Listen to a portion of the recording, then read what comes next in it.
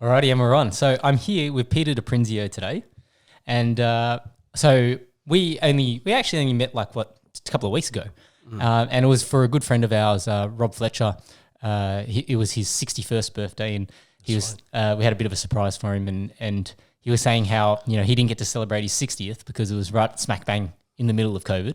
And the second thing that he brought up was that his birthday is like the day after his daughters or something. So this is like the first time he's probably celebrated his birthday in a very, very long time. And, we obviously, we got to have a bit of a conversation there, and I thought, you're a bit of an interesting guy. And it's funny because like for me doing the podcast, like I really get to pick up on certain things when I speak to people, and I can find it's almost like a radar, right? Like I feel like I've got this sort of a radar when people are very authentic in terms of, they've done a lot of thinking about who they are and what they might have gone through in life. And so I like to pick up on that, and then I sort of, pull on the thread a little bit and I say, would you be interested in coming on a podcast?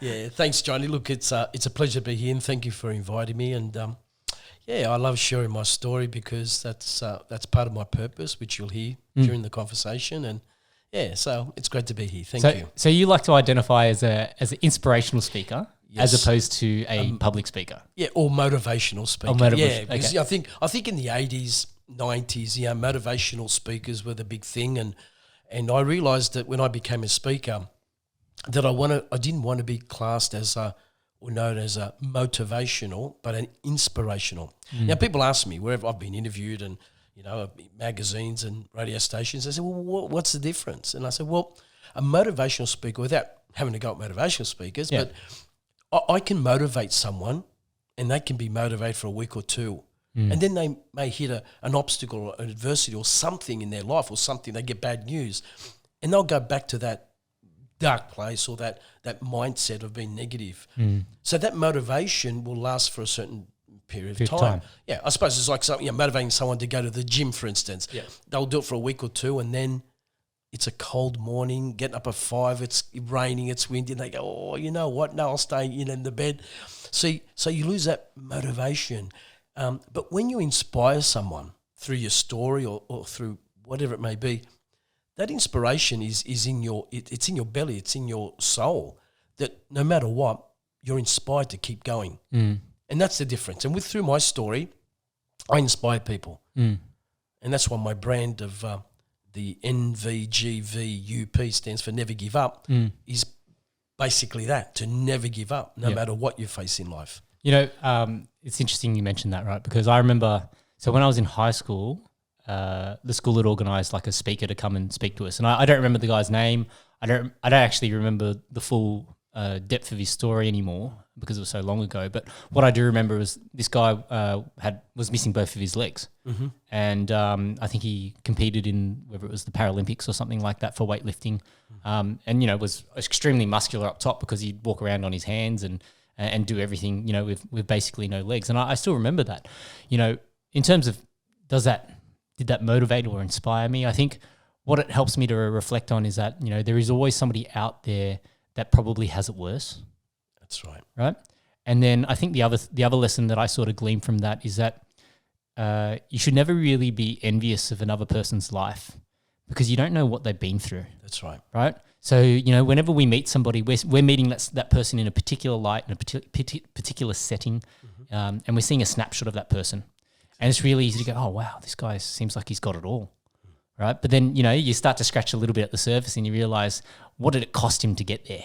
That's right. What are the things that he had to endure or go through or she had to endure or go through to be at that stage in life? And they're the things that I'm very curious about. I think to me, there's more value in that than just, who is this person at face value? And that's what I like uncovering when I do these podcasts. So I guess, let's sort of wind it all the way back. I always like to start at the very beginning. And I know the inspirational part of your story starts when you're about 21. That's right. So let's go back before that. Let's go back to, I guess, the earliest memory that you might have from when you were born. Yeah, look, and I actually do mention this when sometimes I get asked to be a speaker at a school. I actually mention this. So I come from Italian background. I was born here in Australia. I don't look Australian, but I am Australian. I look Italian. So my parents came here after World War II. Yep. And I said, it's about 70 odd years, 75, 76 years. And when I was born, and I was born in Newcastle, which is about an hour and a half or so north of Sydney, what mum and dad did, they purposely spoke Italian from the day I was born to me. Yep. So by the time I was 5 and I went to school, I just knew the Italian language. I didn't know any English. Yep. So you can imagine at 5 years old, teachers, my other kids, I couldn't understand a word. So really my obstacles, my adversity, my challenges started at the age of 5 when you think about it, because apparently I remember this clearly. I was crying for months because it took me about 5 to 6 months to start to understand some of the English. Yeah. So, so I couldn't speak English and I was crying every day. And then later on, when I got to high school, and when we're talking the 70s now, back then it was very, WOG, go back to your country. I mean, that was big back those days. Yep. And, I always, and I felt, where's your salami sandwich? Where's your spaghetti at lunch? So I copped it really right through, as a teenager, as a kid. So that were my little challenges. When I look back, people say, like you said, 21 is when my story starts, but really when it was 5, but I took it on the chin and, look, I was a school dropout. I left school because of all that. Yeah. I think I didn't even finish year 10. Wow. Yeah, so I've got no school certificate, no high school certificate, no college, certificate or degree or university degree. Yeah. But what I do have is the degree, and people say, the letters after your name. Well, I tell them, I say, it's Peter de Prinzio, and I got 6 letters, NV, GV, UP. We just never give up. That's the life university that I went through. And so they were my challenges, and there are bits and pieces. But one thing, Johnny, we've got to understand, and the people who are listening to this, the people got to realise, when we're all born, and it's got nothing to do with believing in God or the universe or evolution, but when we were born, we're all born with that DNA that whatever we set out to do, we've got to accomplish it. Now, a young baby, think about this, we've all seen it. When it starts to walk, well, it doesn't know how to walk, but it wobbles, it falls, it hits his or her head on the table, gets a bruise, it might even bleed. They cry for hours. But do they stop walking? No. Yeah. Why? Because it's in our DNA that whatever we set out to do, we've got to accomplish it, no matter what the obstacle is, whatever the pain is. Yep. And the child then starts to walk and run. And then when they turn, say, 7, 8, we get on a bike. Do we know how to ride a bike? No, we don't. Yeah. We wobble. Some of the, and I have, you fall. Yep. You scrape your elbows. arm. You can even break a leg or whatever it is. But does that 8, 9-year-old stop? No way. It gets back on that bike. Why? Because same thing. They're determined to finish off what they accomplish because they have no negativity at that point of time, or listening to the media, or listen to their friends or people saying it's impossible, don't do that. But when you start turning, and this is what my research tells me, when you start to turn, say, 13, 14, 15, when we start listening to the news and read and people telling us it's impossible, no one's ever done it, you're thinking too big, then all of a sudden we stop dreaming. We stop chasing our desires to want to be something. And so I'm trying to bring that back, Johnny, to the people. And I'm talking about from teenagers right through to 90-year-olds. We have a desire, never give up on it. Yeah. Nothing's impossible. And when you hear my story, you'll understand. Yeah. And I'm living proof. I'm living proof that that's a fact, even without, finishing school or university. Yeah. So there's a few things there that I'd like to sort of touch upon. So, sure. You can't spell impossible without possible. That's right. And I think there's a story about people who, like runners, were trying to crack the 4-minute mile. That used to be like the benchmark terms of, it seemed impossible. Nobody could run a mile in 4 minutes. And then when the first person did it, I can't remember who it was, but essentially if you look it up, after the first person did it, like pretty much a whole bunch of runners were able to do it after that. It was just because they could see that it was possible. That's right. Right? And I think, there's something to that, right? It's whether it's, summiting Mount Everest or doing all of these crazy extreme things. Before somebody else did it, everybody would say it was impossible. And then once somebody had done it, they basically trailblazed the pathway to allow other people to then achieve those things. So that was one of the things that I was thinking about, when you were talking about that. I think the other thing that was interesting for me is the language thing, because we did the same thing with our kids. So I've got 3 kids, and the eldest is 6, and so from a young age we were speaking Chinese with her, and it was interesting because I feel like I think most parents who want to try and keep their mother tongue, so to speak, sure, with their children, they have this feeling of, did we do the right thing? When they start preschool or school. And the reason for that is because, you see it's difficult on your child, because now they might get frustrated that they can't articulate themselves because it seems like nobody else can understand them. And it's also interesting because I think there are teachers out there, because they don't necessarily understand that child's other language, where they go, oh, what are you saying? That's wrong, right? And so then it gets put into that child's head that, I can't call this by its Chinese name because that's the wrong name. And so likewise, you probably would have gone through quite a bit of that, speaking Italian. Absolutely. Where people would say, oh, no, that's not how you say that. It's this or it's that. And you'd go, you're now as a child trying to process, because it's like everything you've been told is a lie. Exactly.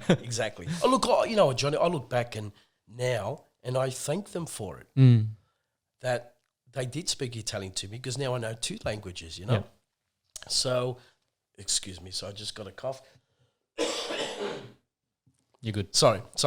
I got a croaky voice because I've had the flu for a week or so. But anyway, so I look back now, Johnny, and I thank them, because it's a blessing. Yep. At the time, and this is a life lesson, at the time when you're in the middle of that storm, Yep. you think, why me? Why? But then when you go through that journey and you look back and you go, now I know why. Yep. And now I look back and think, now I know why Mum and Dad did what they did, because they, not only that, they remember my parents, and they told me the story that Hitler, the Germans, when they went to their villages, I mean, they kicked them out of their houses, and my grandmother would make bread and feed, 6 kids at the time, that my grandma would go without food just to feed the kids, and they were so hungry, they would cry, they have a little bit of bread today, keep it so tomorrow, they had their own cows, so they had their own milk. They went through adversity in that, and that's why they wanted to give her son, and I've got a sister, something different, something special. And I look back and now I realise, the lessons they taught me, the discipline, the thinking. At the time when you're young, you're a teenager, you want to go out and party and whatever. Yeah. And you think, why? But, now I understand at my age, I look back and go, wow. Well, I think that's important, right? So, you touched on something that I always think about, because I would say that my mum was quite hard on me as a kid, right? And there's, a specific term for it for Asians. It's the tiger mum, so to speak. Okay. Where they're very focused, obviously, on academics, and they're focused on all of these different types of things. And, my mum, she was self-employed. She worked as selling computers when she first came to Australia, and then moved into a real estate business after that. Okay. And so she was always very busy, but she always would push me to do things that I didn't necessarily, want to do or whatever. But then it's like, as a kid, when you don't have a choice because you just listen to your parents, that actually became a really good life lesson for me later in life, because, once I hit high school, I sort of got a bit more freedom because, mum and dad got busy with work and all this sort of stuff. That's right. I had a brother who's I've got a brother who's 7 years older than me. So for him, he was self-sufficient, so to speak. So I sort of, got to be a little bit more self-sufficient or self-reliant from that perspective. And so, I slacked off, from years 7 to probably 10 in high school, and just, had fun with my mates and played games and all that sort of stuff. And then it was only when we started getting towards those HSE years that I started to think about that, there was a really good lesson when I was in primary school that, I can do anything that I want. You just got to take the choice out of it. That's right. Right. And that's where I feel like, sometimes whether it's motivation or it's easy to do things when you're motivated, because, you feel like, oh, you're untouchable, everything's behind you. It's a lot harder when you're feeling low to try and get up and then do something, right? And that's where the discipline comes in, that, exactly. If you take away the choice and how you feel about that specific task, and instead, knuckle down, actually do the task, that's the only way to get the reward at the end of it. That's right. Right? Because if you talk yourself out of doing any task, well, you never get the outcome from doing the task either. And so that was a bit of a lesson for me that I sort of reflect back on. And even though my mum was quite hard on me as a kid, I think back on that and I go, I'm grateful for that lesson, because what I learnt from that was that, for me to achieve anything, all I need to do is take the choice out of it. Because, I think as people, we sort of gravitate towards the easiest pathway, the path of least resistance. Exactly. And we think that, whining about it and trying to twist and turn our way out of it is actually the path of least resistance. But sometimes it's actually easier just to walk down the hard path, isn't it? 100%. Well, we've all heard the saying that people say success, it's not a destination, it's a journey. And that journey is ups and downs. That's part of your success. That's what makes you successful. I'm an inspirational speaker, and what I do today, inspiring people not just around Australia, around the world, is because of my journey. Nothing to do with success, because when you hear my story, it's like failure after failure after knockback after knockback. But I've used that, I've turned that into a positive, and now inspire people from the age of 14, 15, as I said, to 90. And you mentioned the word impossible. There's possible, but there's also the first two letters is I am possible. I'm possible. So anything is possible if you truly, truly want it. Yeah. And you'll hear me say during my talk here that it's all got to do with mindset and attitude. And I'm a true believer, Johnny, that I'm now trying to, with the education department, with the state government, even federal government, to get into the schools to year 11 and 12. Because let me tell you, if we don't get their mindset right now, I mean, in a good way, in a positive way, in a healthy way, in 20, 30 years' time, we're going to have a big problem in this country. Because you know why? Those 15-year-olds, those 16-year-olds, 17-year-olds are our future politicians, our future leaders, our future business people, mums and dads. And if their mindset is not right, let me tell you, we're going to have a big problem. Yeah. And I can see it right now, especially what we've been through the last 2 years or so. And I can see, I deal with them. I deal with suicide kids and people, on the streets and that. And I know what they say to me. And we've got to get their mindset right. It's great that they have, degrees in or whatever in geography, maths and science and French and whatever. That's fantastic. But who are teaching these children about when you finish school or university and you're in the real world and you face a mountain, an obstacle, adversity? Who's teaching them how to control it, overcome it? That's right. They don't. That's the certificate of getting 498 out of 500 in 2-unit maths is not going to help them overcome a problem, a challenge, or a mountain. And that's what we're missing. Well, these are the soft skills, right? They're the ability to speak. It's the ability to have resilience. That's right. And that's right. I mean, look, as I said, people said to me, Peter, what's your legacy? What do you want to leave behind? And I said, well, I want to change the world. And they said, man, that's a big call. I said, it is a big call. I think big and I double it. Anything I do in life, I've learnt that. Dream big, double it. Think big, double it. So I've got to think that way. And they said, yeah, but to change the world, like you little Pete the Prinzio. I said, yeah, but think about this. If I can change Johnny, by changing Johnny, I've just inspired his family. And by changing a family, you can probably change a street in your suburb. By changing that street, you can change a suburb. Change a suburb, you change a city. Change a city, you change a state. Change a state, you change a nation. And once you change a nation, you can change the world. And it comes back to one person. And that's how it is. How do you eat an elephant? A piece at a time. And that's how you got to do it. And that's my purpose in life. So, for you in high school, when you made that decision that, hey, you wanted to leave high school, right?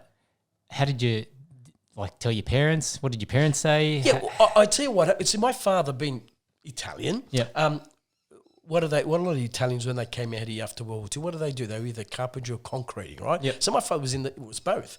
So he had a concreting business, and in school holidays, he would get me to go and help him. And back those days, let me tell you, summer was summer. and especially holidays and something. Yeah. So it'd be 6 o'clock start, 6 o'clock finish, and half an hour break for lunch. But I remember one particular day, I was helping Dad and a few of the men that he had working for him. It was hot. Oh my God, it was so hot. I was boiling and sweating, and I was tired. And then Dad's banker, from the Commonwealth Bank, because every ethnic dealt with the Commonwealth Bank, right? Yeah. He turned up in this beautiful yellow Ford LTD, and I'm talking about, in the 70s, right? Yeah. And he had a white shirt, short sleeve, of course, like that's what they had those days, an air-conditioned car. No one heard a lot about air-conditioned car. And I just remember going, man, there's no one going to do concreting. I mean, I want to do that. I want to work at a bank. Yeah, no. So as a young kid, I wanted to work at a bank, at the Commonwealth Bank, because my family, my parents thought if you work for the Commonwealth Bank, you'll never get sacked. It was like a public servant. That's what. So as a young kid, that's what I wanted to do, is work in the bank. And that was, would I say a dream? I wouldn't say a dream. Maybe just to get out of school, I wanted to work for a bank. You can start. So, yeah. So how old were you when that happened?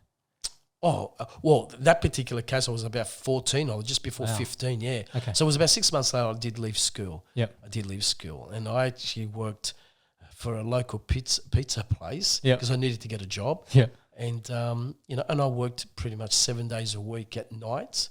I started at 7 o'clock or something, finish at 12 or 1 o'clock in the morning. And that's what I was doing. Yeah. And my parents would pick me up. And so, I that was my first experience of working full time. But I didn't want to go back. I knew one thing. I wasn't going to go back to school. Yeah. I was over school. I just wanted to get on with my life. I don't know why. Just wanted to get on with my life. Yeah.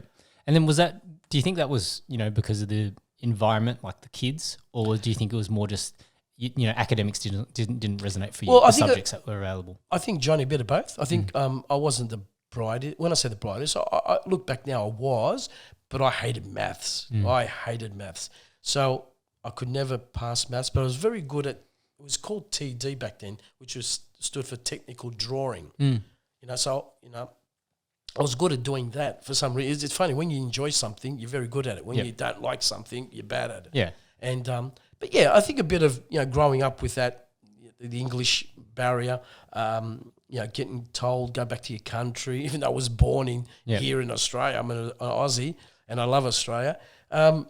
All that, I got to a stage, I was bullied at school and they wanted to fight me and I wasn't a fighter, but I did take up martial arts and got to, almost got the black belt. So for that reason. But okay. What kind of martial arts? Rebukan karate, they called it. Yeah. So I got to brown with a black tip. Yep. So back then, to get black, we had to go to Japan to spar, to fight. Yeah. But my parents wouldn't allow me to go to Japan, so, But I still got it, all these years later, I still, I can still handle it if I had to. Yeah. But I never had to, thank God. Yeah. And, but that taught me, doing karate, discipline, the mind, and I used to love the Bruce Lee movies. I used to go watch every single one because of that reason. And I used to listen to what he used to say, and it was all the mind. So really, I started at a young age about discipline and the mind, getting your mind right. And because martial arts, if you know a little bit about it, it's all about the mind. It's all about, it's your mind that gives you strength and speed and everything. So really, when I look back, that helped me. And so I worked in a pizza place for years, and then I had an opportunity to work for a company called Legal and General, and as a financial planning and stuff like that.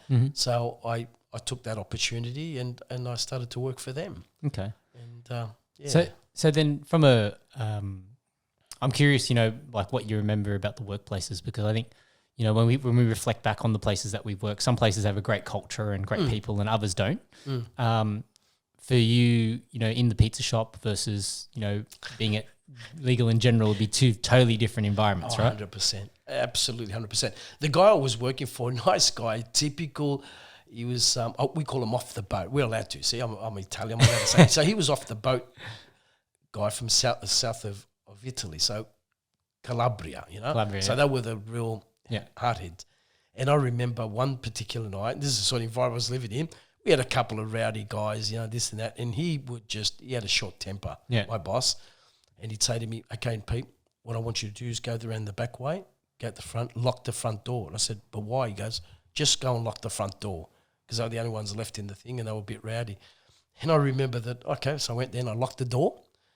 And then about 5 minutes later, he comes downstairs, because he lived upstairs of the place, with a double-barrel shotgun, like, and I'm going, what are you, his name was Don, I'm not going to say his surname. I said, Don, what are you doing? He going, in Italian, say to me, shut up and stand over there, don't say nothing. I mean, these guys, I don't think he was going to, I think he wanted to scare them, which he did. He scared me too. Scared the shit out of him. Yeah, literally. And, those guys never came back, and let me tell you, they go, no, bro, no, don't shoot me. But, yeah, so that was that sort of environment. I knew then that this guy was hard. So anything he used to tell me to do, I would go and do it, because I thought, you don't want to get on the wrong side. I don't get on the wrong side of him. So again, it's part of my journey. Yeah. So he taught me that respect, who you work for, your elders and everything else. Because I was a much younger guy. Yep. He was in his late 40s, and I respect it. So again, as I said, that's part of my journey. And I learnt as a young age that you've got to respect and don't go against the grain, because it could backfire on you. But then Legal and General was a complete different. It was more professional. Our manager, our boss at the time, was a very strong Christian. I remember that. Mr. Seth Williams, he's passed away now, very successful. And pretty much it was a year or two later, maybe 3 years later, really, when you were saying about 21 is when my story actually started, and if I can, you want me to? Yeah. Just move a bit closer to the mic, that's all. Oh, I'm sorry. Yeah, can you hear me now? Okay. Yeah. So it was a few years later that 21 is really what my story started. So what happened was this. We had motivational speakers from America here in Sydney at the Horton Pavilion. It was an all-day seminar.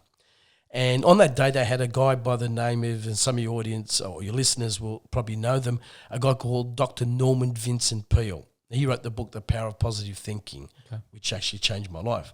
A guy called Zig Ziglar, great salesman. Yep. Dennis Waitley, John Maxwell, and an Aussie guy called Alan Peace, a body language expert. So it started at 9, finishes at 6. And I remember very clearly, I was 21, right, 21. Think about this. And I walked out of there, it was about 6:15. We're walking back to the Tarago, because there was a group of us going back to Newcastle. And I stopped my boss, Mr. Williams, and I said, Sess, I now know what I want to do. And he said, what do you mean? He said, you're working with us, you're in sales. And I said, no. I said, I want to be like these guys. He said, who? I said, the speakers. So there was about 10,000 people that day. Yep. And as a 21-year-old, the whole 6 hours, I could see them motivated, inspired. They were laughing. They were on a high. The energy. And I thought, the energy was amazing. That's the first time I've ever experienced that. And I thought, there's one guy on stage who has now control of 10,000 people. I want to be like him. And at that point, I planted that seed in my subconscious mind. And this is a point I want to make. When you have a desire, you want something, and you put in your subconscious, there's something that happens in your life. I don't care what you believe. You want to believe in the universe, God, whatever it is. Today they call it the secret or the law of attraction, right? But I did back then. I knew in my heart that I was going to be a speaker. Now, my boss turned around, and this is what he said. Famous words I'll never forget. He goes, Peter, you know what? I reckon you can be one of the great ones, but let me give you some advice. I said, sure. He said, like them, you need to have a good story. Now, at 21, Johnny, you know what I thought? I thought, yes, I've got to come out like what they did. When you come up on stage, you've got to have a joke or something to break the ice. So I'm thinking, okay, that's what he means by story. Little did I know that the universe or God had a different plan, right? But it's amazing, and that's going back to my point. If you want something bad enough and you put it out to the universe or out there, the universe will make it happen. Now, how long it will take? Well, let me tell you. In my case, it took 39 years. You know, and without saying too much, and we'll go through it, but 39 years to live my dream. So that was my apprenticeship, 39 years. But I have got a story. In fact, I got more than one story. I got 7. But at 21, that's when it all started. So it was funny. I planted that seed, And I remember driving nearly 2 hours back to Newcastle, and all I could, in my mind, I kept seeing myself on stage. Mm. And it felt so real. It felt so good. It made me feel good. Mm. And when that happens to you, that means you're on the right path. If you feel good about something and you visualize it, you're on the right track. Yep. And go and you need to go and get it. Mm. So that happened, and about 5 months went by. And one night, still living at home, mum and dad, at 2:30 in the morning, I was woken up, and I had this urge to go and check on my sister. I've got a younger sister, Rosanna. She's 2.5 years younger than me, and it was like, go and check on her. Just like go and check. I had this feeling, and I got up, and I remember I was living at the back of the house, and mum and dad and my sister was at the front. So I walked down the hallway, and I looked in, and she was facing the wall. I think she was about 18, 19 at the time. She was facing the wall. But there was a glow, and I thought, where's that light coming from? And as I put my head further into the room, I noticed that Jesus was standing there, and he had his hands over my sister. Yeah. And I thought, and I grew up as a Catholic, so I believed. And I walked into that room. Now, look, for the ones who are listening to this is not a religious session or anything, but it's part of the story that they need to understand why I am where I am today and what happened. Yeah. So I walked into the room, and I remember I fell straight to my knees, and my face and my hands at his feet, and I could literally touch his feet. I felt them, and I started to cry. I wanted to look up, Johnny, but there was like a force holding me down, and I was crying. And then I felt at that stage that he put his hand on my shoulder because I was on my knees, and he said, "Peter, what are you crying for?" Now I couldn't answer him. I wanted to, but I couldn't answer him. Yeah. And this is what he said to me. He said, "Peter, I'm going to tell you two things. I need you to remember this." He said, "From today onwards, remember, I'm going to be with you no matter what. And from today onwards, I want you to understand that I love you unconditionally. Now go away and be happy." That's all he said to me. Mm. And then everything just stopped. That next morning, right, and I couldn't sleep. I didn't know what went on. I went to my boss, who was a strong Christian. Mm. Back those days, we used to have a go at them. We used to call them the God Squad, But at this point, I needed him. Yeah, the Bible bashers. Yeah, well, yeah. I mean, we didn't go that far, but yeah, we God Squad. Oh my God, God. But here I am. I went to his office. I shut the door, and I said, "Sess, I need to tell you something." And I shared him that story, and he just looked at me and he smiled. And this is what he said to me. He said, "Peter, have you ever read the Bible?" And I said, "Well, I haven't, but I do know what Christmas is. Jesus was born. I know Easter is when he was crucified, he died, and he rose again." I said, "Noah's Ark. I know all that sort of stuff, and the parting of the seas." He goes, "Well, let me tell you. He did speak to you, because he said what he said to you, that no matter what, he'll always be with you. He will love you unconditionally. Go away and be happy," is the basis of the Bible. Mm. I said, "But I don't know if it was real, it was a dream." He goes, "It doesn't matter. Because even in the old days," he said, "if you understand," he said, "he did speak to people through dreams." He said, "It could have been real or not, but he did speak to you." Mm. He said, "So be prepared. He's going to use you." And I said, "Am I going to die?" He goes, "No." Because that's the first thing I said, I remember. I'm going to die. Yeah, I said, am I going to die? That's the first thing, because he said he's going to use you. I thought, what's he going to do? Use me, make me die? He goes, "No, but he's going to use you. Be prepared." Yeah. Well, wow, he did. Mm. As I said, 39 years, and so did anything happen to your sister, or? Yeah, there is a story there. Why he was looking over my sister? Well, okay, so my sister was 19. She ended up marrying my best mate, who's also Italian, a Newcastle boy. Ended up marrying him, had 2 children, and she got diagnosed with multiple sclerosis at a young age. So she got diagnosed, and about 4 months later, my brother-in-law, her husband, died very young. He had a massive fit. Oxygen didn't go to his brain, and he went in a coma. And I think when the doctor said to my sister, "Look, if he comes out, if he does, he'll be a vegetable, and Anyway, so they decided to turn the machine off. So he passed away. The interesting part was this.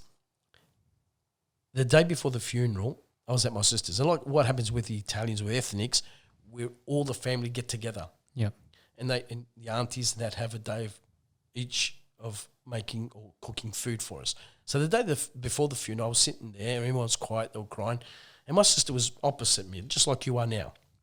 And that vision of what happened when I had the vision of Jesus looking over her, I said, oh my God, Rosanna, I said, remember back, because she knew the story, I said, remember then? I said, now I know why. He was also telling me, showing me that he was watching over you because he had his hands over you. I said, you need to get right with him.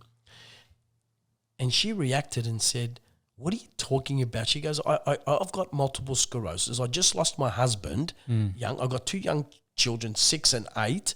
I've got 2 mortgages, car payments. They've got to go to school. I can't work. Where am I going to get the next, my income from? Yeah. And you're telling me that I've got to get right with God. She goes, are you kidding me? Yeah. So that, and I understood she was, under pressure. Her husband just died. I just said, Rosanna, I don't know, but you need to. Anyway, the funeral was a Wednesday. The funeral was on a Thursday, Friday. It was Saturday, Sunday. Monday came. We're all at my sister's having lunch. It was about just after 12:30. The phone rang, and my cousin picked it up first. And he goes, yeah, she's here. Hang on a second. Oh, Rosie, it's for you. So my sister gets up and she goes to the phone. And I remember she gets on the phone. She goes, yes, speaking. Yes. Went for about 30 seconds. And then she went, oh, my God. And she put her hand to her mouth. She goes, no. And she started to shake. And she went white. But of all the people, there would have been about 30 of us there, she looked straight at me. And I looked at her and I said, what's wrong?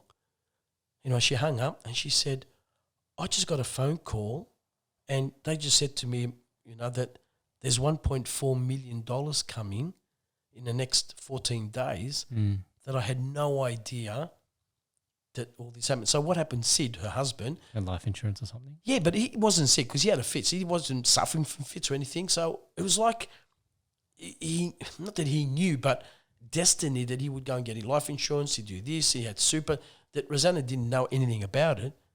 And they always just said, you got $1.4 million coming in. Yeah. So from despair and where's my next dollar going to come from and this and that, she lost her husband and that and having MS, she had 1.4 coming in. So that's why, some people say to me, do you, is there a God? Do you believe? Oh, well, absolutely, because that's proof. Well, I think it's really easy when you're going through hardship, that people will often say, oh, well, if God loves me so much, why do I have this, or why am I going through these difficulties? I sort of have a different, I don't know whether my opinions are different, but I guess, I sort of view it from this other perspective that, without some of the suffering and the things that, we despise in life, you can't celebrate some of the joys and some of the happiness in life either. Because if everything was the same, it doesn't matter, right? Like if everything was just always the same, it was like even anything that becomes constant, it eventually just falls into the background and there's no noise anymore. That's right. Right? That's right. So even you go to a place and you might smell a particular smell. But after that initial hit of that smell, like the smell dissipates and it just becomes normal, right? Until you smell the next thing. And that's why, people like to smell coffee or whatever to break up, before they smell some other thing or taste other things, like, cleanse the palate, so to speak. So I feel like, it sounds like a very basic thing, but I feel like, without some of the sorrow or the sadness and some of the difficulties in life, you don't appreciate some of the things that are, that are enjoyable as well. And, sometimes that means that, it's people that we love that suffer. Sometimes it means that it's ourselves that suffer. But, there's lessons in that for each person involved, whether you're the person suffering or whether you're the person that witnesses the suffering, right? Because it's not easy from either perspective, right? It's not easy to have somebody you love go through something difficult. It's also not easy to go through something difficult yourself and suffer on a personal level. But I think, all of these things are a part of that pathway of appreciating. Yep. Sorry. Yeah. So sorry. All good. Like, but yeah, all of these things are pathways in terms of appreciating the fullness of life. You know, I don't think you can have appreciate life in its full without experiencing the extreme highs and the extreme lows. Of course, absolutely. Right? And so, you know, and everybody's journey is individual and independent, and you know, it's very easy for us to go and say, oh, you know, because of this, I don't believe in this, or I don't believe in that, and That's right. But it's like, you know, it's all a part of that journey, right? And I feel like, you know, my take on God at the present moment is that, you know, if I was this all-powerful, you know, all-knowing, all-seeing individual that had lived for infinity, you know, what happens in your life, what happens in each individual's life doesn't really matter too much to me. Like if I was this all-powerful being, right?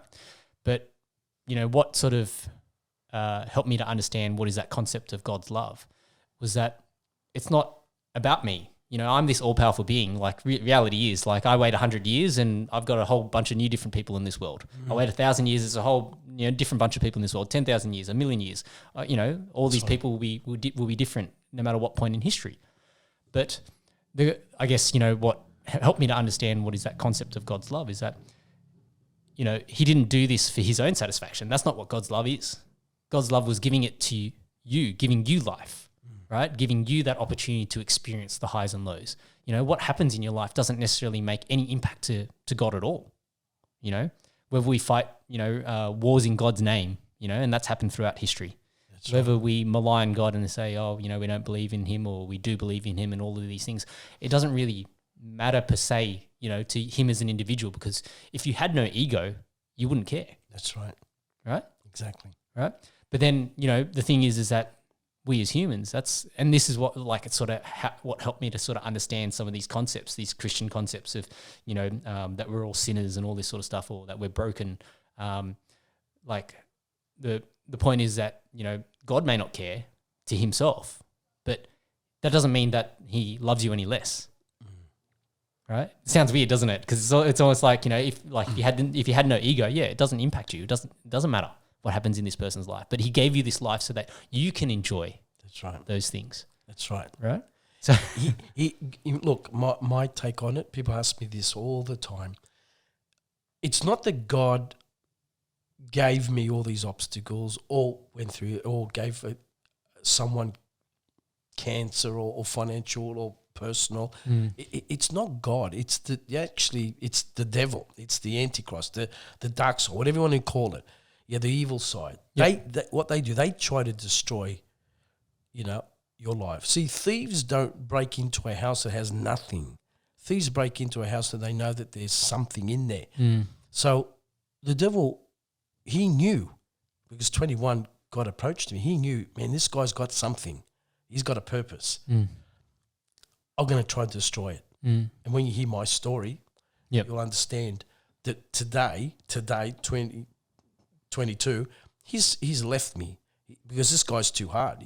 I'm sure the devil said, this Peter Prinzio character is just too hard. I've tried for 39 years. I haven't been able to destroy him. So I believe that what God does, he allows the fallen angel to try and destroy Peter Prinzio. But then God is always there saying, Peter, I'm here. Yep. That's where faith comes in. You have faith in me. You ask for help. I'll deliver you. Yep. I'll protect you. If we don't ask, remember, he's a loving God. He's given us a conscience. He's given us our own free will. If you don't ask, he won't interfere. But he'll always be there. It's the devil who tries to destroy you. Yeah. You know those cartoons on Looney Tunes? No, look, hey, I'm so glad you brought that up, right? Yeah. Because got the little, do it. And the angel goes, no, don't. Do it. And that's what we face every day. Young people, old people. But God won't interfere. But once you say, I'm going to have faith in you, this is what I'm going through, help me out, he will then come and help you out. And I'm living proof. That's right. You know? So that's my take on, Look, I think that's a very reasonable take. We, as I said, you know, people often malign God when things go wrong in their lives, but they don't think about what are some of the other things that, you know, whether it's the opposite of God, right, the devil or whatever. Well, you know, these things, you know, if you're going to blame one person for one thing and you don't take into account that there could be another, you know, the other little devil on the other side of things. And there definitely is. That's right. It's called temptation. Well, that's right. Like it's tempted every day, aren't we? Yeah. That's the other side of tempting you to do something that you really don't want to, but it's a quick way to make money. Sell drugs, or it's a do this or do that, and that's temptation. Yeah, we hear it right from the start. Yeah, with Adam and Eve, it's the temptation, isn't it?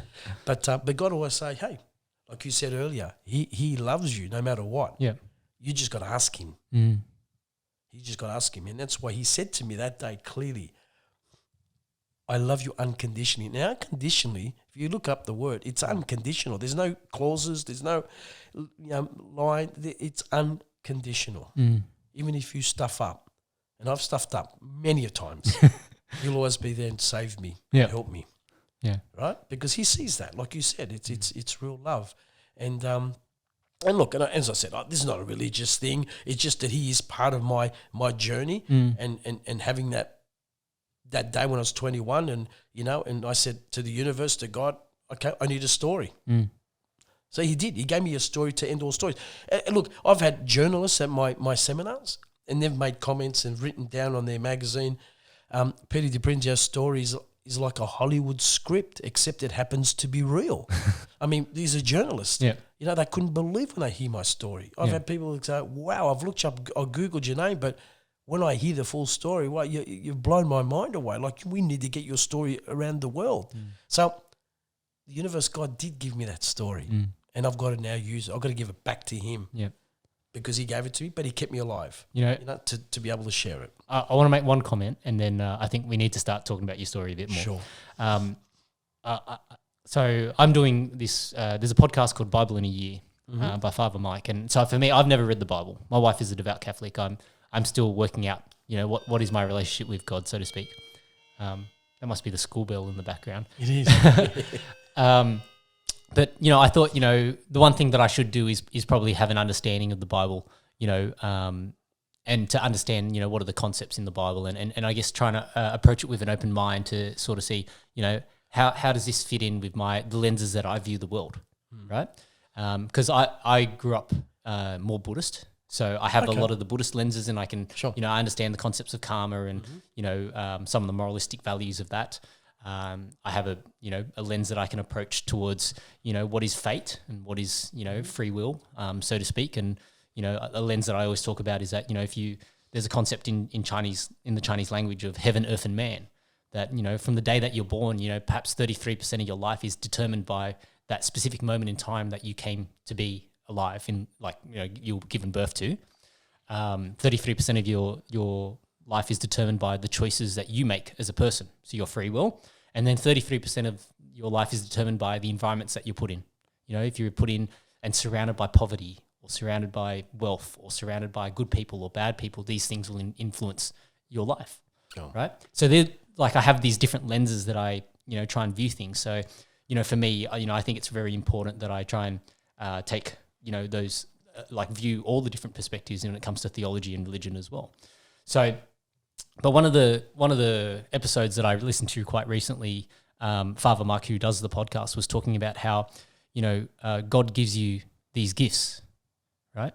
And so hearing you talk about, He's given you this story and this gift, that sparked me to think back to that, where, a lot of the times we're given gifts in life, and what happens is that, when these gifts make us successful, we have this temptation to then go, oh, it's me. Right. I did this. I'm great. I'm this. I'm that. And, those things actually take away from, what, you were given this gift or this purpose. You do need to use it for the right reasons. That's right. Right. So I just wanted to touch on that because that's what came to my mind when, you mentioned that. So I guess what happened after, so Rosetta received this, $1.4 million. What happened in your life after that? Well, I'm just going to throw my jacket on as well. That's all right. Yep. No, my sister received the money. Obviously, she was able to pay off her mortgages. Being in Newcastle back then, we're talking, quite a while back. So the mortgages weren't as big as what they are these days. Yeah, I think 1.4 today wouldn't even pay off the mortgage. But no, she was able to get a car and put her kids through school and everything else. But unfortunately, my sister's MS, is bad. She's in a wheelchair, so she's younger than me. But my sister, and this is part of also you'll hear, my sister's attitude was, I'm the victim, meaning her. You know, why me? You know, she calls me the golden child because God, not hurt, and it has nothing to do with that. It was her attitude. She just, and when you hear my story about the last thing that happened to me, which was the biggest thing, I didn't react. I responded, and I teach that. Don't react. Even kids, don't react. Respond. React is negative. Response is positive. My sister reacted to everything in life. I responded. That's a positive thing. When you respond, things happen. It's a positive, and like you said, with karma. Karma means what you give out comes back tenfold. And same with what you put out, your mind, how you feel, comes back tenfold. Yep. So unfortunately, my sister's in a wheelchair. She's still alive. I feel for her, but she doesn't now want to listen to anyone. I've tried. I've spent money on her to get to do some form of physical before she got worse. But she didn't want to accept that. She just plays the victim game, and which is sad.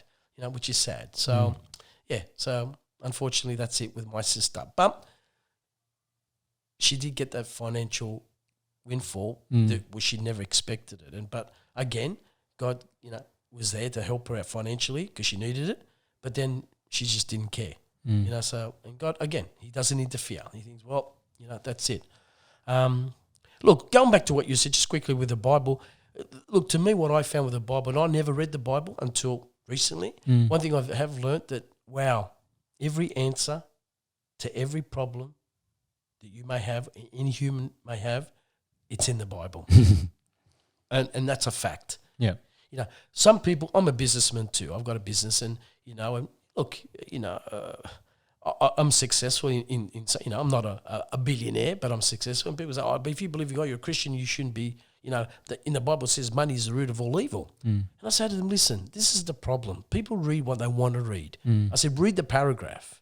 It doesn't say money's the root. Yes, it does. I said, no, it doesn't. It says the greed of money is the root of all evil. But they leave that bit out. Yeah. And that's anything. Of course, the greed of anything is no good. Yep. So God wants you to be successful. He does. I mean, there's so many, phrases in the Bible. It says about success and leaving your kids, an inheritance. What does that tell you? You can only do that if you're successful. Yeah. So, all these things, that's why I say anything you face in life, the answer is in the Bible. And you don't have to be a Christian to read it, but it's in the Bible, especially the New Testament. It's in the Bible. In fact, moving on, just the last thing I'll say on the Bible, isn't it interesting that there's 365 times in the Bible, front to back, it says, do not be afraid. Some version says, do not fear. That's one for each day. There's a message there. For the Bible to say once a day, 365 times, do not fear, do not be afraid, there's a message he's telling us. Do not fear. Do not be afraid. Yeah. He's got it. He's got control of it. So anyway, I'm moving on. So that's what's happened with my sister and working with Legal in General. So we get onto my story. Now this is where the exciting part starts, and this is what I share on stage. So I worked for Legal in General. I met an Italian girl in Newcastle, and I was in love at the time, and I wanted to marry this woman, so I wanted to impress the family, like we all do, try and impress them. So what happens was that they got retrenched in Newcastle, and they, my father-in-law to be and my brother-in-law to be, ended up quite a bit of money. Well, not quite a bit of money. We're talking in the 80s now, probably about $275,000. But back then, it was a lot of money. Yep. So they spoke to me about investing the money, and I told them to put in these bonds and that. And they said, no, we want fixed rate. We don't want variable. And I go, no, the variable is good. It's returning 18, 19, 20%. The fixed was about 9%. So I wanted to impress them. I wanted them to make money. I said, look at all the companies in the last. It's Coca-Cola. It's, it's such and such, Ford. And they're going, but Peter, we don't want to. No. I said, why? It's that was in 1985. So they decided to put in this particular bond variable rate. Now, you're probably not old enough, but in 1987, you can Google it, Australia had one of the biggest stock market crashes. So pretty much wiped out all their money on paper. But you try and tell an Italian, an ethnic, that it's only on paper. You know, so when they see 275,000 and on paper it's only showing 2,000, it's only on paper, it'll come back up. Well, they didn't accept that. So long story short, they went to their lawyer, you know, they took me to the courts and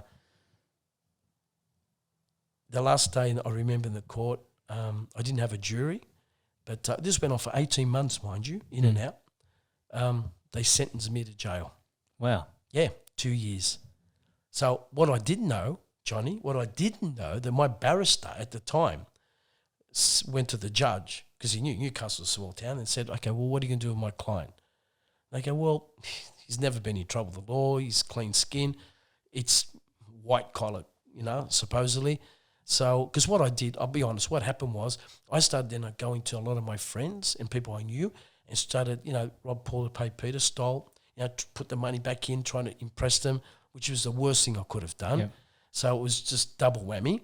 So anyway, that's why I ended up going to court too. And anyway, so he said to my barrister, no, we'll just garnish his wages for the next 15 years and he just pays it back.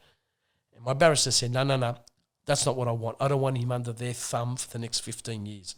He's too young. What's the alternative? Well, goes in, comes out, clean slate. And my barrister said, now I had no idea this was happening behind the scenes. He goes, do that, I'll take care of the rest. So the day when they said you're 2 years, I just remember I just went numb because I didn't expect that. Yeah. I went numb. So I remember the two security guys come up and they took me downstairs in the jail cells. They asked me to take my tie off, my belt, my shoelaces, you know, in case you want to neck yourself. And that was about 2 o'clock in the afternoon. I remember on a Thursday. And 4:30 they come to get me and they said, yep, you're going to Maitland first. Maitland was like Long Bay. It was max. And I went to Maitland and it was an interesting journey because what they do, they handcuff your hand to another inmate. Yep. Whilst you go, because it's about a 45-minute drive from Newcastle courts to Maitland. And the reason why they do that, if you want to do it with a runner, you've got to take him or vice versa. So that's why they do it. Yeah. So all the way there, I remember the cops were, you know, we're in the paddy wagon. They accelerate. I had my suit on. They accelerate. They stop quick, so you would be sliding and hitting yourself all the way. And this guy, I found out was, been in and out for like 20 odd years. Like that was my first years. And he's calling them every name under the sun. Called them, see you next Tuesday, and F this, you pigs, your dogs. I'm trying to keep him quiet. He goes, they're all dogs, this and that. I'm thinking, oh my God, what have I got myself into? So I remember just before we arrived, he turned to me and he goes, hey, he goes, bro, he goes, are you a Rocky? And look, back those days, Johnny, I didn't know what a Rocky was. I mean, probably you don't. And I'm thinking, how does this guy know I watch Sylvester Stallone movies, the Rocky movies, And I said, what do you mean Rocky? He goes, are you a rock spider? I go, what is a rock spider? We all know a rock spider. Oh, it's a child molester. Oh, okay. That's what a Rocky. So in their terms, remember, he's been in and out of jail. Yeah, I didn't know that. Are you a Rocky? And I'm going, I thought he was talking about Sylvester Stallone. Are you a Rocky? Yeah. And there was rock spider. Then he says, you a dog? And I didn't know what a dog was. A dog is someone who, in America, they call him a snitch. Yeah, or a rat.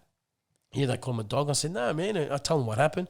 He goes, well, here's my advice to you. When you get there, they're going to ask you, because you're the new kid on the block, he said, they're going to ask you, do you want D-Wing? D-Wing is protection. He said, whatever they offer you, don't take it, because you will be branded as either a rock spider or a dog, because that's why you go to protection. Don't do it. And I'm going, well, what do I do? You just want general population. That's it. So he's giving me all these things I should do before I get there. Now, I'm 60, Johnny, and I don't look my age, right? So you can imagine back then, in 88, 87, I looked really young. So I was a new kid on the block. So you can imagine. That's why he's telling me this.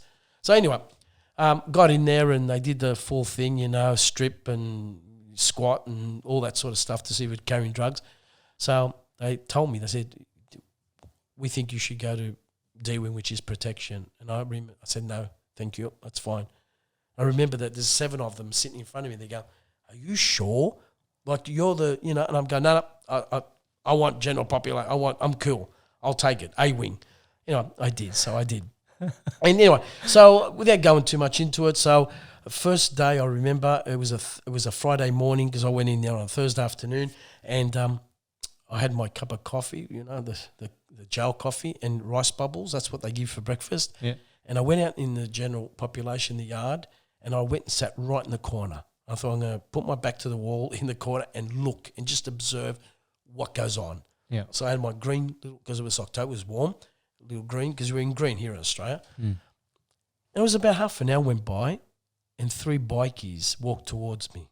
And I thought, here we go. First day I'm going to have issues. And I saw they were bikers, I saw their tats, and they come up to me, and they were standing over me because I was on the floor, sitting down. And one of them says, is your name Prinzio? And I thought, how does this guy know my name? Now, I couldn't say to him, look, my name's Smith, because I don't look like a Smith. So I said, look, yes. I said, but how do you know my name? He goes, well, that doesn't matter, because he said, what matters is this. My name is Dave Fennell.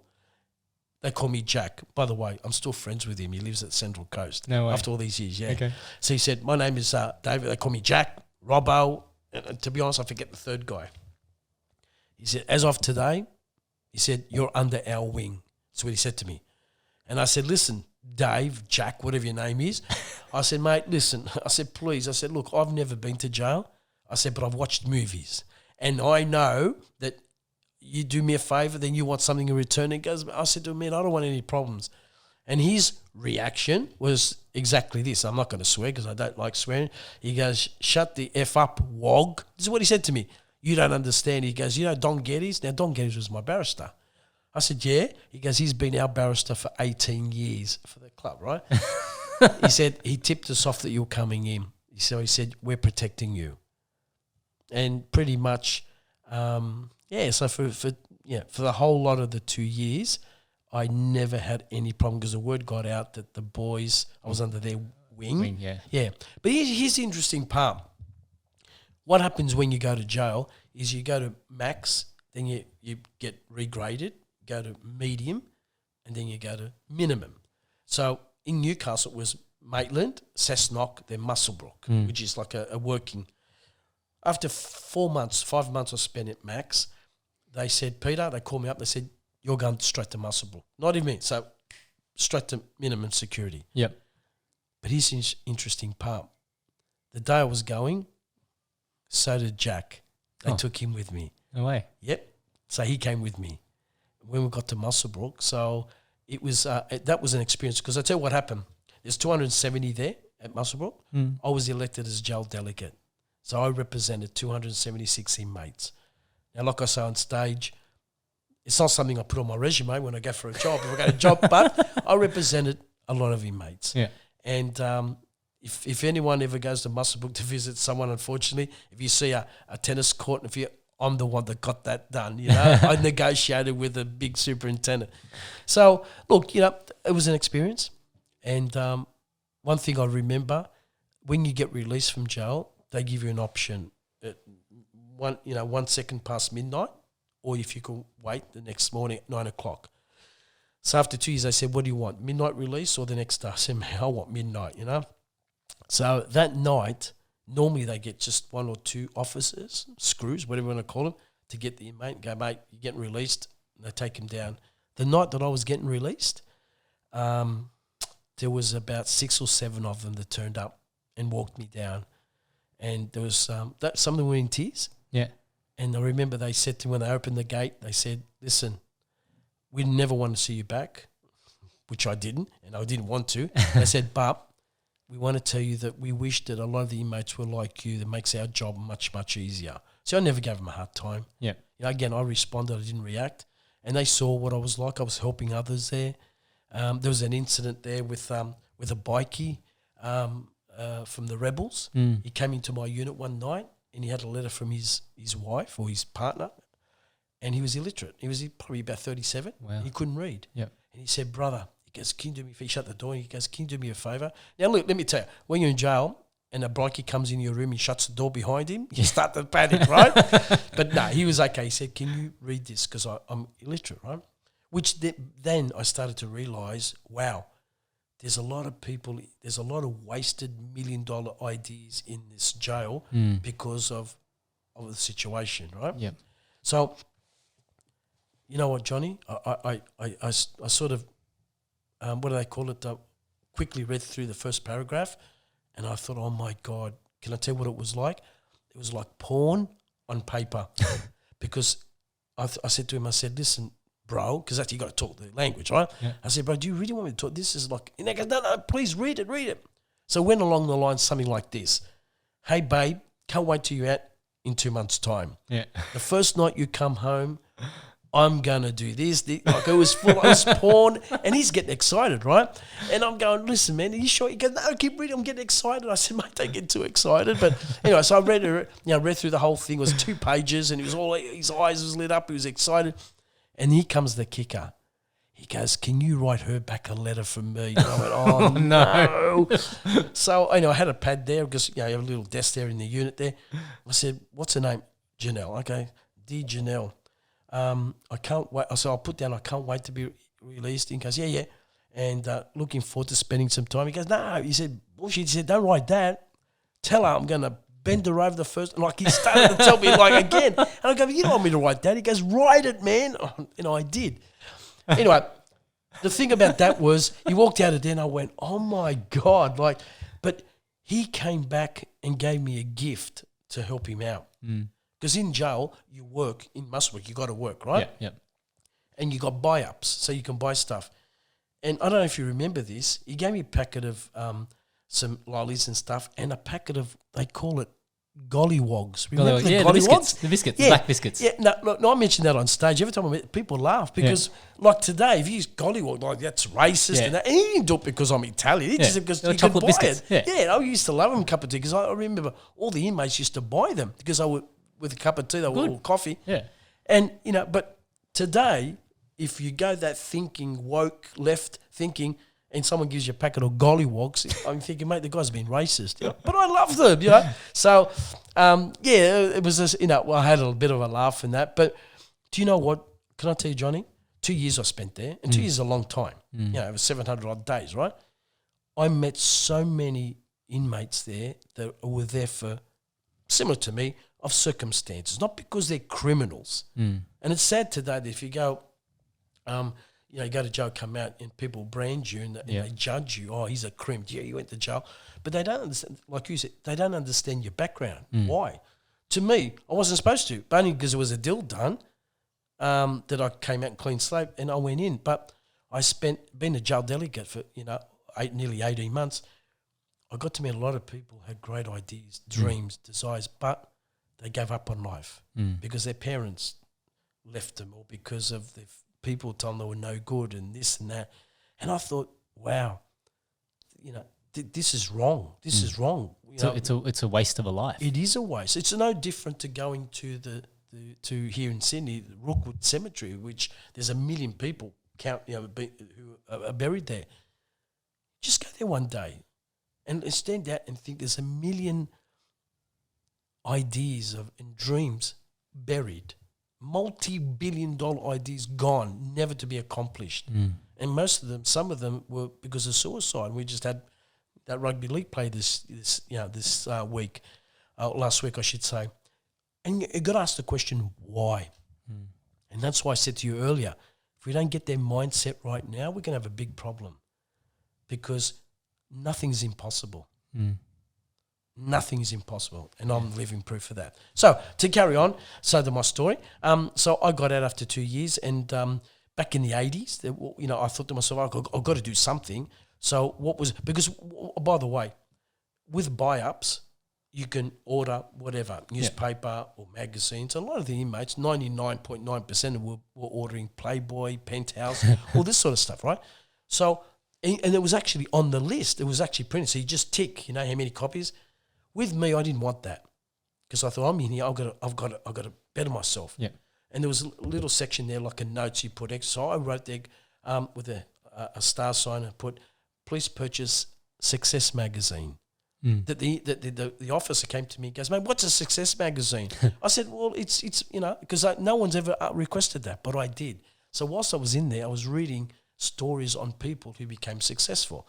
So that got my mind. So so when I got out, I got in the rag trade. because I thought that was the big thing back then, the rag trade, make money out of that. So I set up my own label.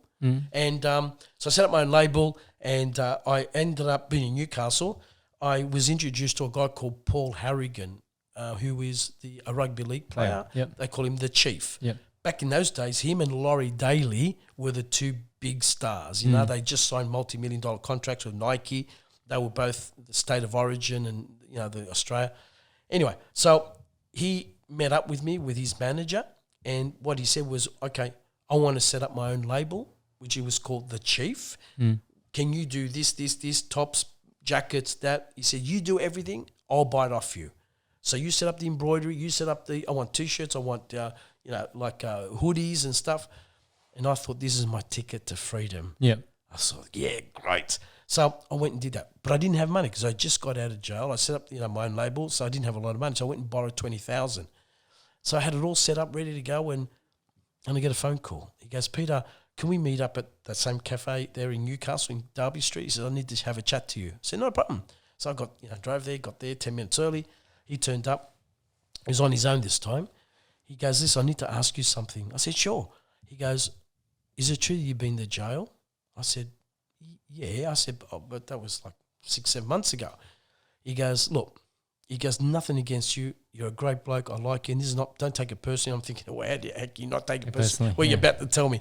He goes, I have to cut the ties right now. And I said, why?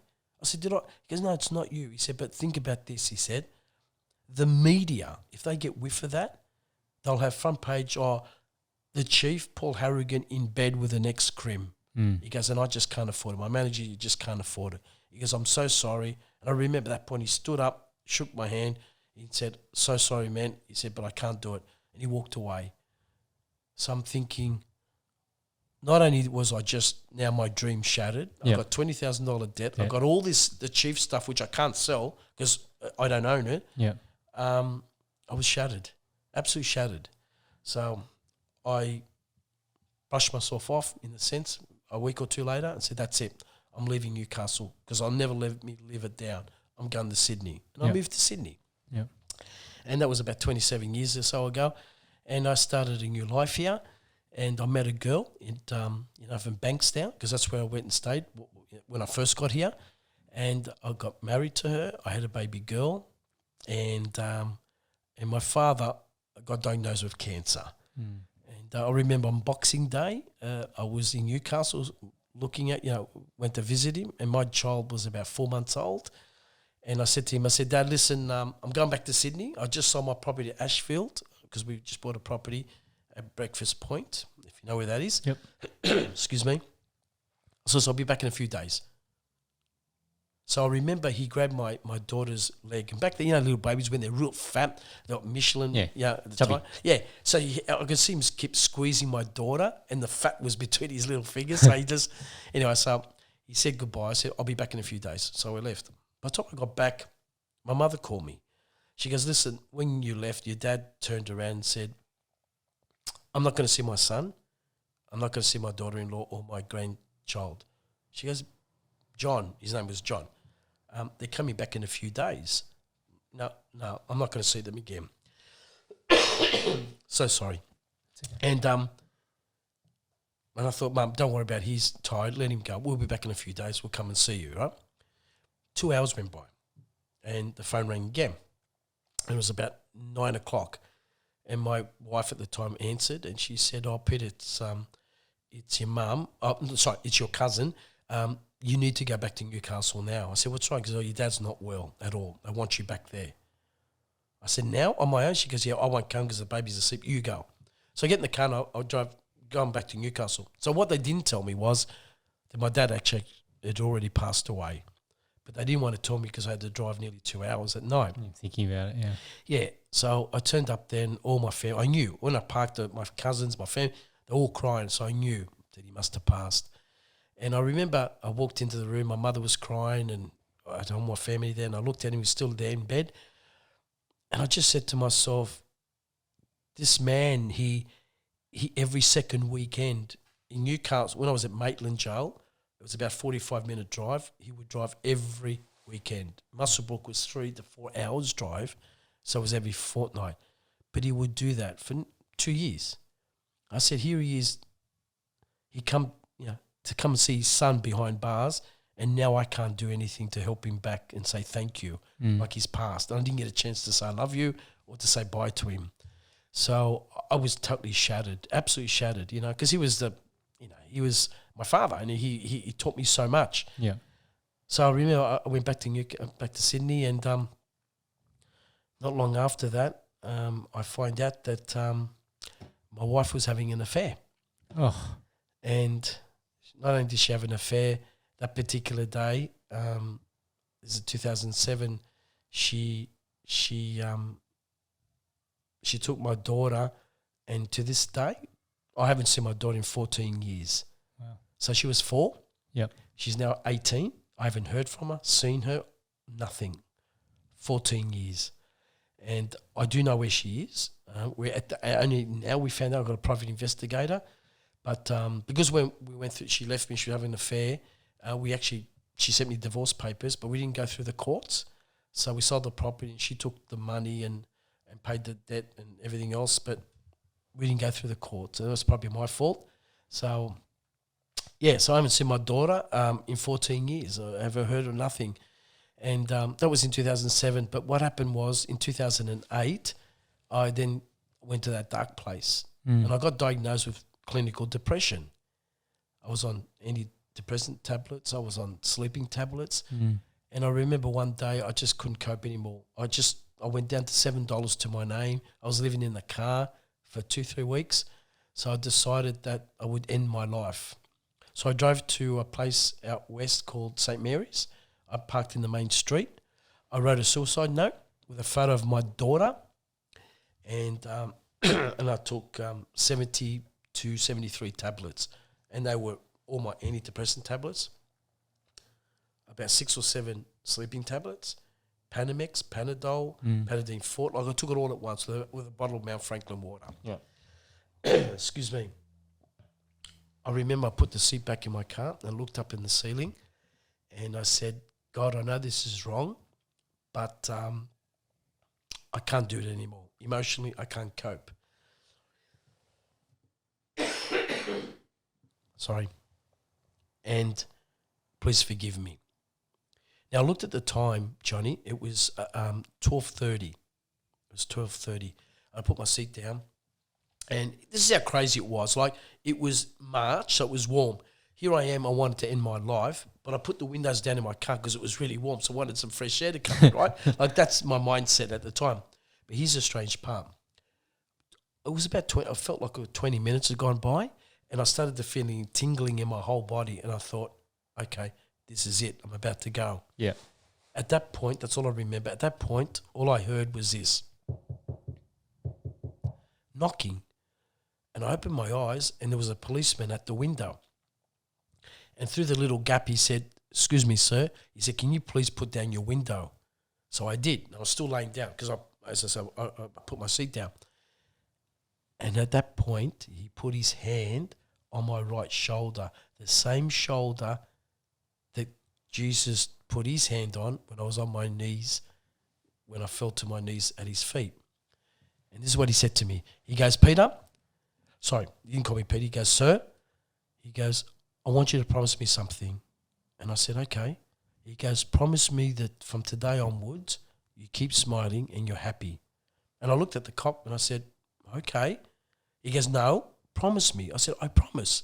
And at that point, he squeezed my shoulder. I felt the squeeze. He goes, so you're going to promise me that you're going to keep smiling and be happy? I said, yes. He said, good. You have a nice day. Now, here's the interesting part. Ready? He took off. He got in his car and he took off. Now, I looked at the time because I put the seat back up. It was 4:20. So nearly 4 hours had gone by. I thought it was about 20 minutes. There was empty drug containers next to me. There was a suicide note, and there was a photo of my daughter. My eyes, I looked in a revision mirror, were so black, like black from the drugs. And not once did he ask for my ID, my name, or anything, except that I had to promise him that I would keep smiling and be happy. Now, take it as you want, people ask me, what do you think? I said, well, I think he was the angel, the guardian. It just had to come and wake me up. That's my belief. Because why would a cop see the way I was, not ask for any ID, and ask and just say, just keep smiling and promise me you'll be happy. Yeah. So all I remember that point, nothing else except I wake up and I'm in the hospital because I had pumped my stomach out. Now, what had happened apparently, I drove about nearly 5 kilometres to my uncle's place. Don't remember it, but I did. And what happened was I apparently parked the car. I got out of the car and left the door open. I went straight to the front door and I knocked on the door. He opened and he saw my eyes were black. He thought I was in a fight. So he got me in and my auntie came out and went, he left the door open. So she went to shut it. Saw the note. And then she realised what had happened. They called the doctor and the doctor called the ambulance and boom. So I spent 2 weeks. They pumped my stomach out. The day I was discharged, the specialist come up to me and goes, son, he goes, I don't know if you believe or you don't believe in a higher being or a God or whatever, but you need to because you should be dead, he said to me. And I went, wow. I said, okay. I went home that night at my uncle's. I had a shower, had something to eat. I went up to my room.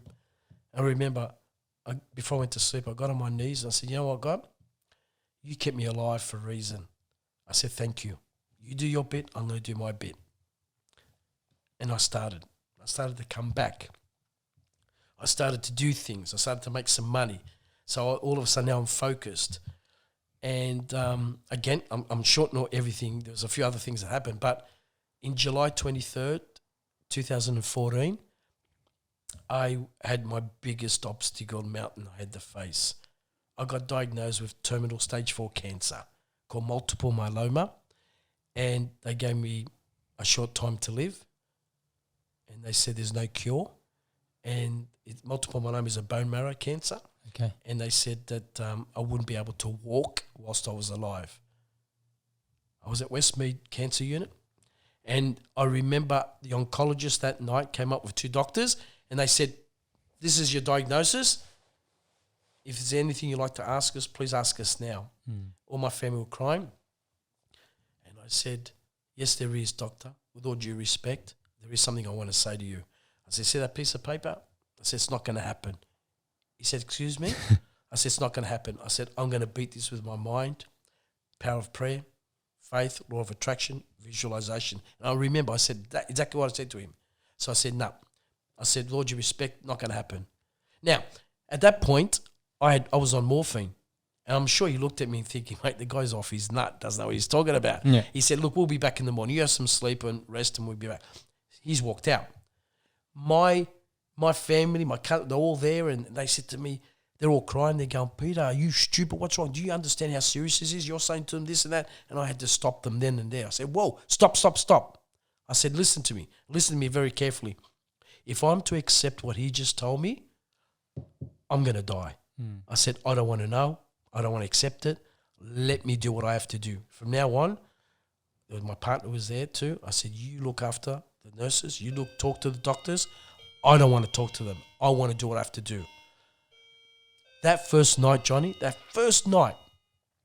was laying in bed, July 2014, and I closed my eyes and I started to visualize.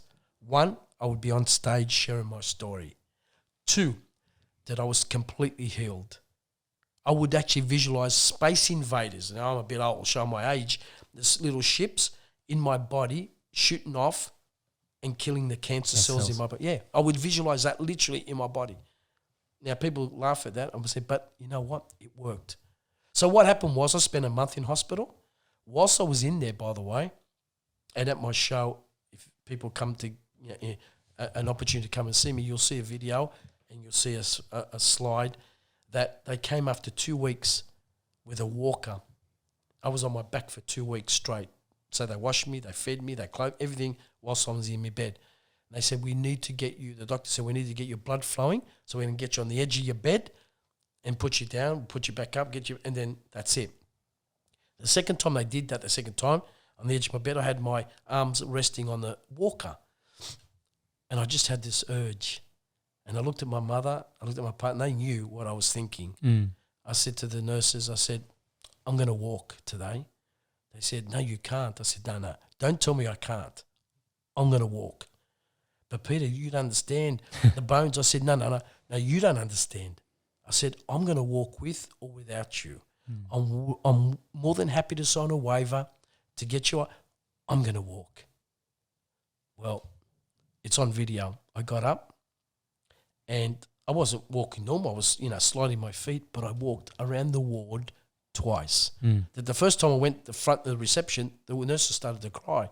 They couldn't believe it because as far as they know, one, I wasn't going to make it. I was going to die. And two, I would never walk while I was alive. Yeah. Well, I proved that I did. Yeah. Anyway, so the 14th, the 15th of December that year, which is nearly 6 months later, they said, come and do a blood test. I went for a blood test. I hated needles, by the way. 2 days later, they rang me. They said, Peter, can you come back and do another one? I said, why? They said, something went wrong. Nothing come up. And that was it. That was in 2014. Here we are, 2022. Not only did I walk, not only am I alive, but I play soccer, football at the age of 60. Yeah. And I've got no cancer. So, okay. So how did they treat it? Do they have to cut it out or? No. So how it all started, multiple myeloma, as I said, is part of the blood. It's leukemia. It's blood cancer. Okay, blood cancer. It gets into, in my case, it gets into your bone marrow. So there's myeloma and there's multiple myeloma. Multiple myeloma is incurable. It's that's it. You're gonna die. And what happens? It starts to eat at your bones from the inside out. So really, if you looked at my scans, which I've got, my pelvis, my two bones at the top of my leg, my ribs, my neck, it was shot. In fact, the doctor said I had lesions at every part of my body except my hands and feet. So their concern was if I was to stand up or whatever, it would just, when you go out, you go for a walk in the forest or a bush and there's like bark, dead bark, and it's hollow. Well, that's what my bones were like. Yeah, wow. So they were worried that I'd get up and it would just crumble. Yeah, and then you just die. Well, as I said, I played soccer. So what happened was they did start with these I was on 24 tablets a day. Wow. But 10 of them were, I didn't know this, were chemo tablets. So actually they were chemo tablets. Yeah. And they did some radiation a few times. But while I was in hospital, Johnny, what happens, I started to, on my iPad, I started to research people who cured themselves from cancer or overcome terminal cancer, and I started to connect with them. And one thing that came across to all of them was the mindset, the attitude. And I thought, this, so I stopped everything, or medication, or everything. I told them, no more. They said, you can't. I said, I'm going to do this my way. And I'm here. I'm living proof. But here's something interesting. Before I got cancer, remember I said my father, my sister, MS, my dad died from cancer. Before I got cancer, about 2 years earlier, my mother got diagnosed with ovarian cancer at 76. They didn't give her much time. And I remember she just lost my father, her husband. Her daughter was in hospital. I was, my divorce. So she was a shattered woman. So I rang her one day. I had this urge to ring her. Same urge, right? I said, Mum, do you love me? She goes, of course I love you. You're my son. I said, do you trust me? She goes, of course I do. I said, good. I'm going to tell you 3 words. I need you to believe this. She goes, what's wrong? I said, listen what I'm going to tell you. I said to her, you are healed. And I said this in Italian to her, right?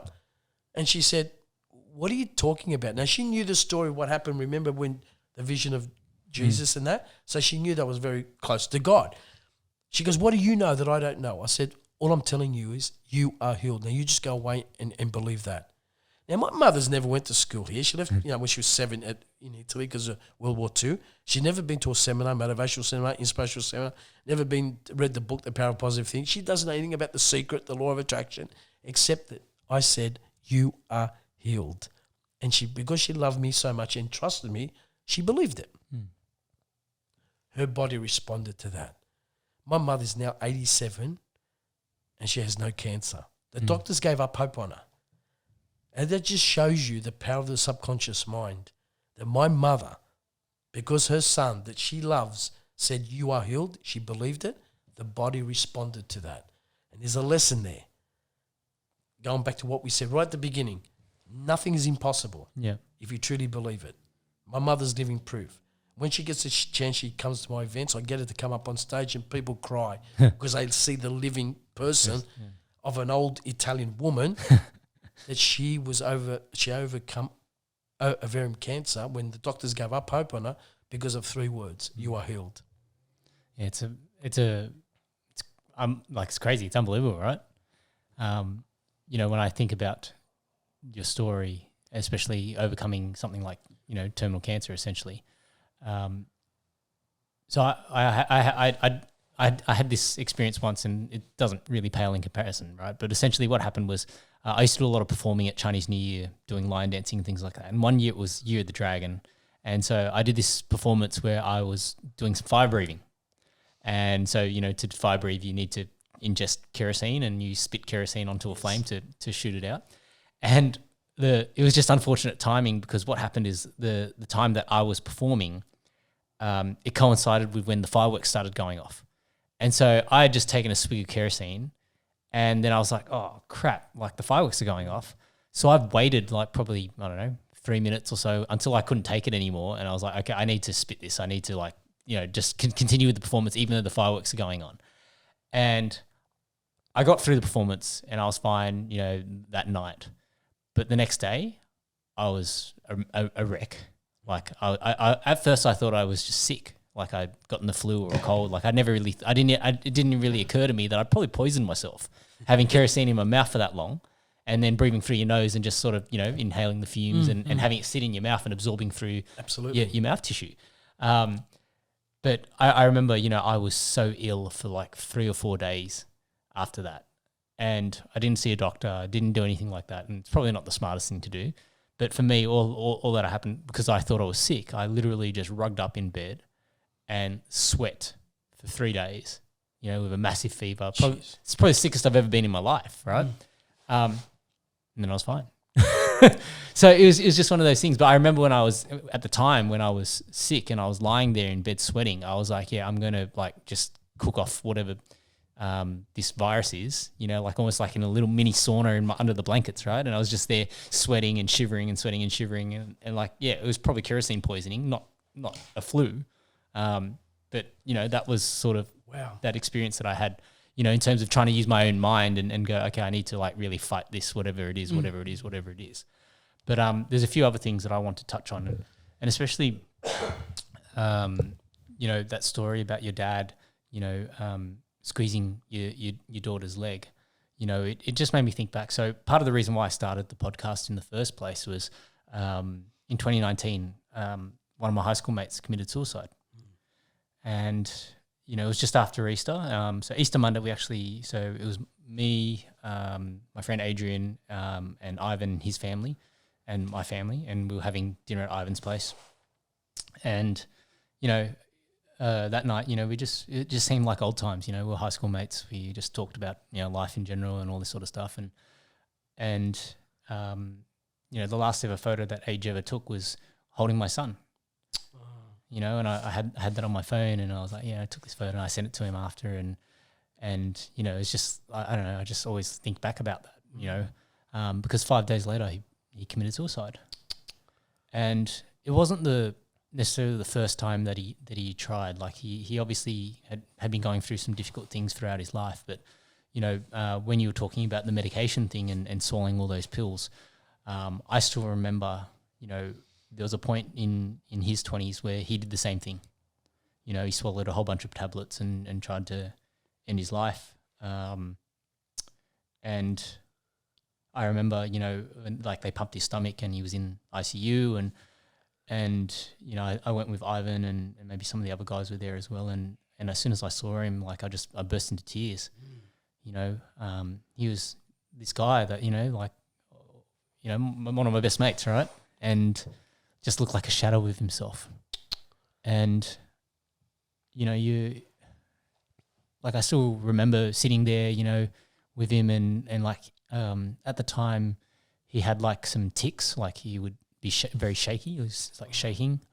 And yeah, it was like, it's heartbreaking, right? And you know, then we had like a few good years after that, and then up until, you know, 2019 when you know, he decided, look, that was enough for him and he checked out.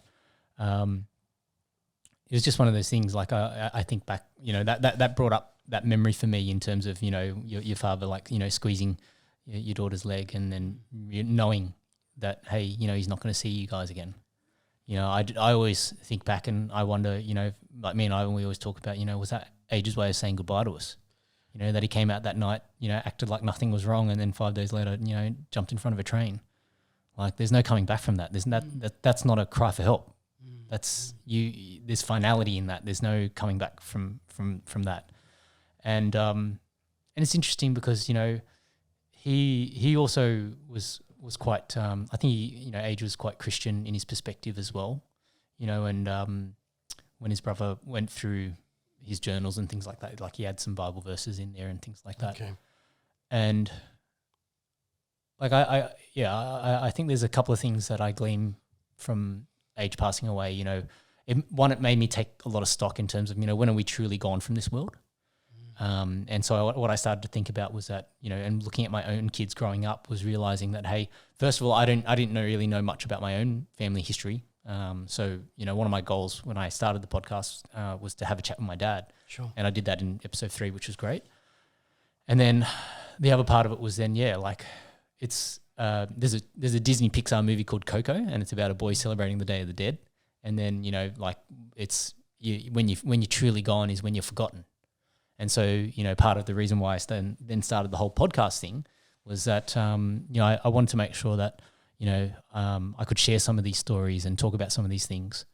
And it just sort of snowballed from there. And I'm, you know, 60 plus episodes in now and still, you know, talking to people and sharing stories and things like that. So, you know, it's sort of interesting because I feel like, you know, Age's passing started a couple of things for me, you know, in terms of that I didn't really expect. Like I didn't really expect I'd become a podcaster at some point in life.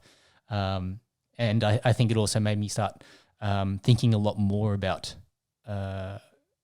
like faith and those sorts of questions as well, right? Because you go through these different stages and, you know, when you're dealing with grief and all these sorts of things, and you wonder, you know, what drives a person to do that. Yeah.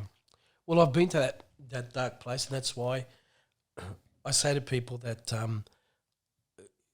you know, look, I know I don't want to be controversial here, but of course, I'm very anti now when the authorities or when pharmaceutical companies or doctors push people, if you've been diagnosed with depression, with just medication, and pretty much tell them that you're going to be on that for the rest of your life, which is rubbish, because I threw mine away. And the sky is blue for me every day. And one thing I have in my research, that depression, first of all, you can't do a blood test, can't do a scan.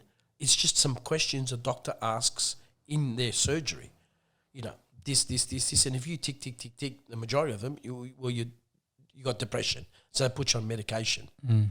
Depression is a mindset, and it is a reaction to a past or present circumstance that you have reacted to and your body follows. That's it. Because look at me. I went to that dark place because my ex left, took my daughter.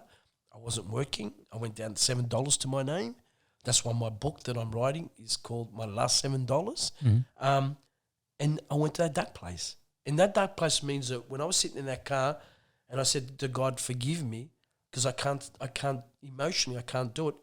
You don't believe there's any way out. But there is. Thank God that there is. And I'm here today to share it. So the whole story is this about me. It's one, purpose. Purpose keeps you alive. The reason why I healed myself from cancer, not only because I wanted to, but I'll tell you what happened. When I was diagnosed with cancer, I was coaching an under-13 soccer team. And it was July. So we still had another 5 weeks, 6 weeks to go, the tournament. We were running third. When the kids and the parents knew that I had terminal cancer, and the manager told them, look, of the team, look, I don't think he'll be back and he's not going to, you know, make it. Yep. That team lost the last 6 games in a row. mindset, right?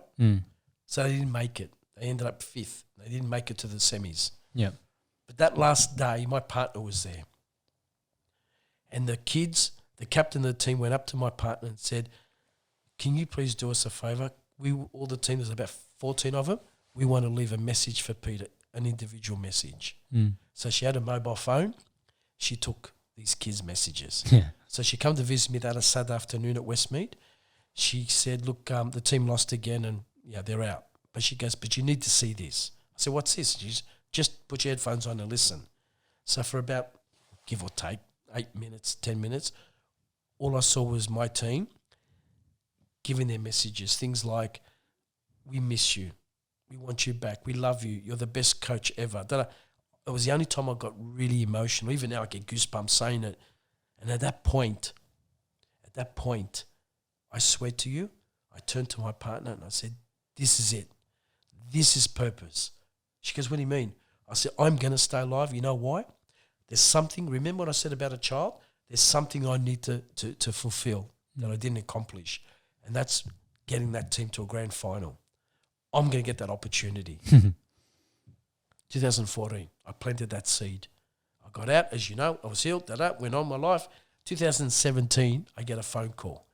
Said, Peter, would you be interested in a local team in my area? Would you be interested in one of the fathers pulled out to coach an under-15 soccer team? And I went, yes, thank you. Put out to the universe, it comes back. So I did.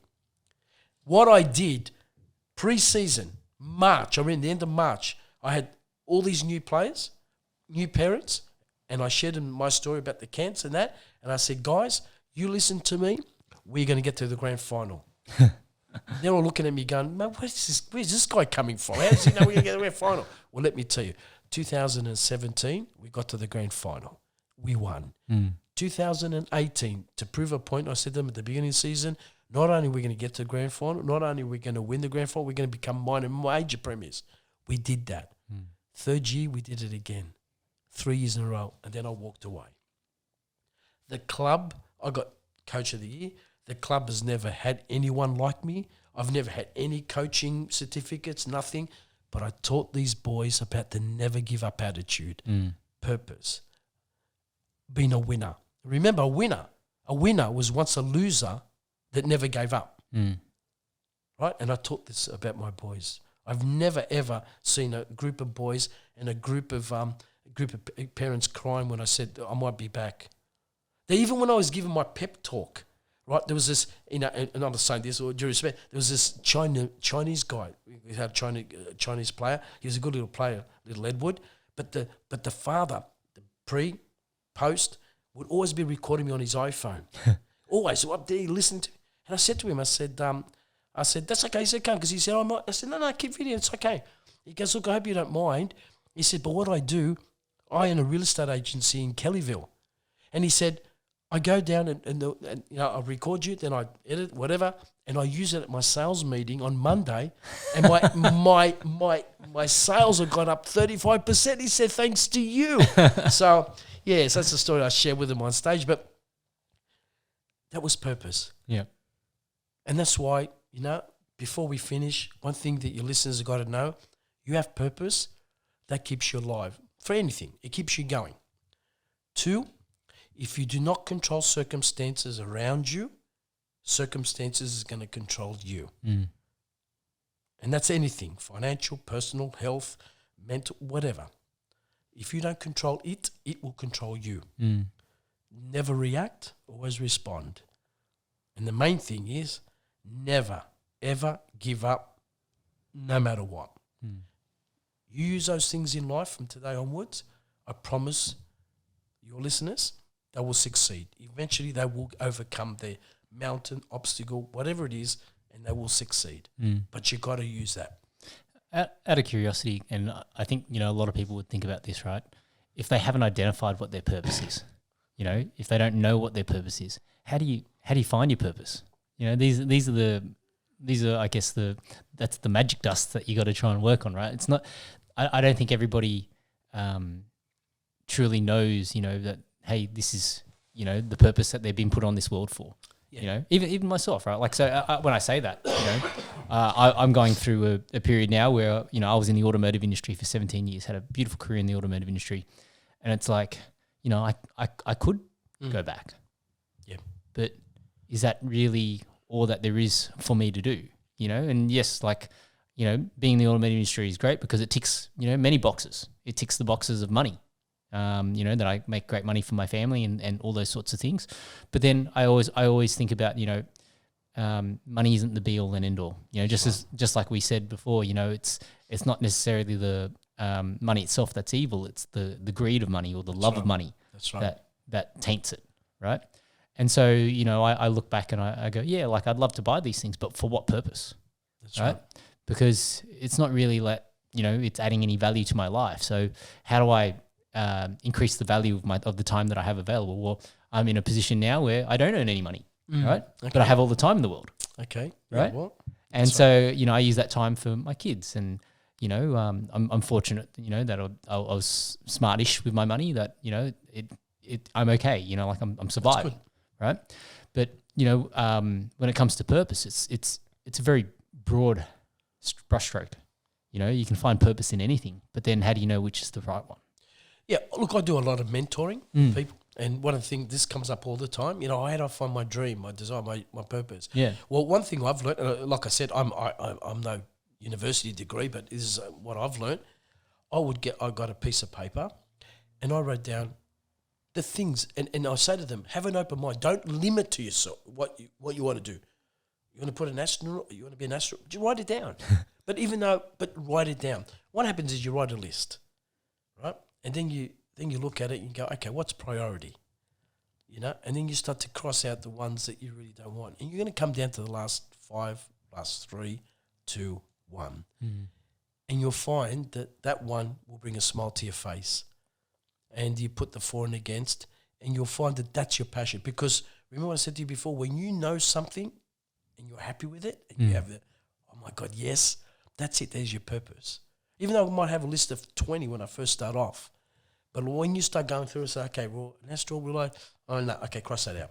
Oh, you know, a judge? No, I'm never going to be a judge. So when you'll get down to your last 5, 4, 3, 2, 1, then your purpose will be there. Yep.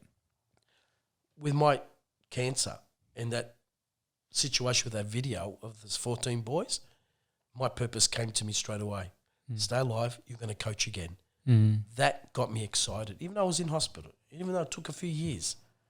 But the opportunity then came. The universe made it happen. It'll manifest. And one of the things is this, Johnny, if you visualize something in your subconscious, now there's a difference between subconscious and then just your mind or your brain. Your subconscious is the most powerful thing that we have. It doesn't know the difference between what's real and what's not, but it takes everything as a fact. So got to be careful there. Because if you tell yourself you're sick, you tell yourself you're no good, you tell yourself you're going to be broke, it's going to happen, right? Subconscious doesn't know the difference, what's real, but it takes everything as a fact. So once you've got something in your vision, in your subconscious, and you really want it, and you totally believe it with all your heart, that's called faith, right? No doubt. The manifestation / miracle will happen. Guaranteed. Will happen. But you've got to have those 3 things work together. Visualize it, believe it totally, it'll happen. I guess you know, because you mentioned you do a bit of mentoring. I'm curious, you know, if you have any failure stories where people haven't necessarily achieved the desired outcome, because I think they're important to share as well. And then obviously, you know, a success story. If you could share one of each, that'd be great. Well, I mean, I want to become a professional footballer. I didn't make that, did I? So there's one. Look, you know, like I said earlier, we agreed. Success is not a destination; it's a journey, and we learn from our failures. Yeah, you know, my whole life, from the jail and doing stupid things, and then you know everything. Failure is part of learning. In fact, if you don't fail, you'll never learn. Failure makes you. Failure, you know, it builds your character up. And I failed throughout my whole life. And there's been people I have mentored and they've, you know, oh, but it didn't happen to fail or whatever. That's okay. Then we start again. We start again. See, listen, One thing is, and I'm going to speak out here, and some people might get upset, but the fact is fact. A lot of people today, when I was coaching my team the second year, I remember I was in the semi-final. We beat Balcombe Hills, and we were 2-0 down. And I've taught my boys about never giving up, right, until the fat lady sings. We were 2-0 down, and we ended up second half. We got 1 goal back, 2-1, and within 10 seconds, we got another one. It was 2-2. So we went in the injury time, extra time. And I remember I was, as a coach, I said to the boys, that's it, guys. We got them on their knees. Now we can go for the knockout blow. This is what I was saying to my boys. Never swore anything. I was just inspiring them.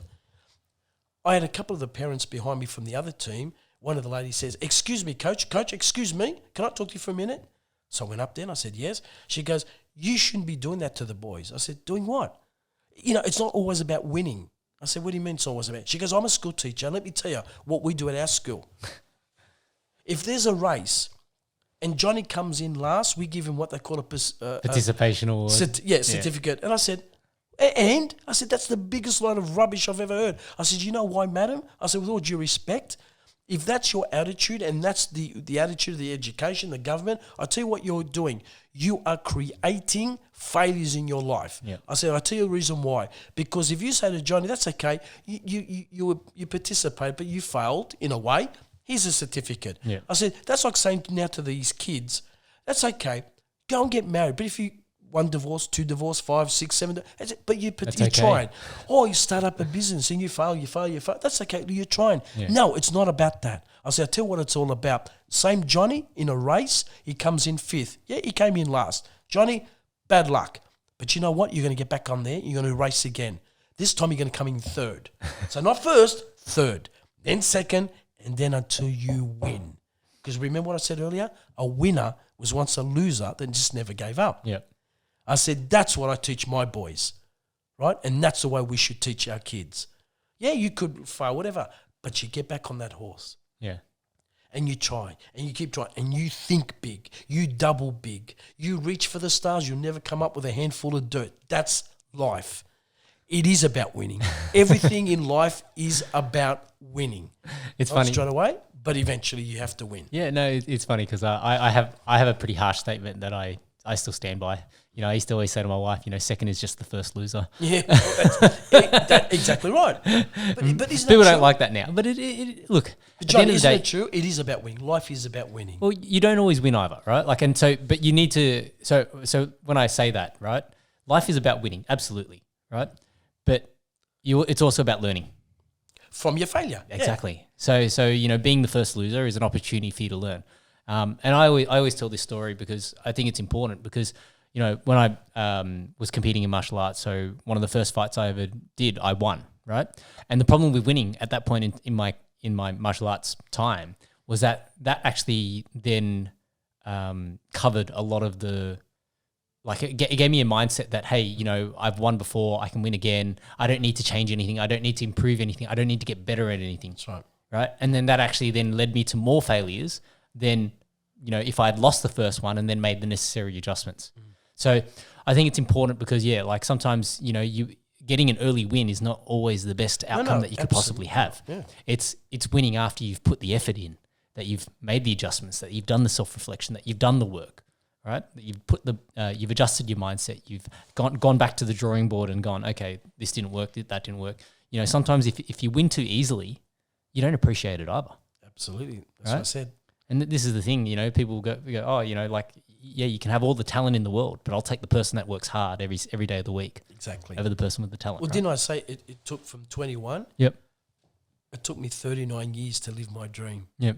So 39 years, not a 4-year apprenticeship or 10-year apprenticeship, but 39 years of knockback, failures, suicide attempt, jail, divorce, financially going broke, diagnosed with depression, cancer. I've had it all. Yeah. And that's why no one can come in front of me now and say, but Pete, you don't know what it's like to go through a divorce. Yes, I do. You don't know what it's like to, yes, I do. A terminal care. You don't know what it's like to depress. Yes, I do. I've been through it all. And I'm still smiling. Why? Yeah. Because even though I didn't go to university or left school, or, all that sort of stuff, one thing I did learn from my failures is that never give up attitude. That never give up attitude. I know we've all heard it before, but you know what? It works. Yeah. When you have that mindset, that attitude, I don't care how bad things may look or what they may tell me, where there's a will, there's a way. And you have purpose, you have a vision, you have belief, you have doubt. And it's good to have someone who's not an atheist who believes in God, then that's a bit of an edge there. But you will make it. I'm telling you will make it. Look, you know what? Can I tell you? 2,000 years ago, talking about God, 2,000 years ago, Jesus, who walked this earth, knew the secret. Now think about this. We all know that, he healed the blind, he healed the crippled. But when you really read what happened, what did he actually do?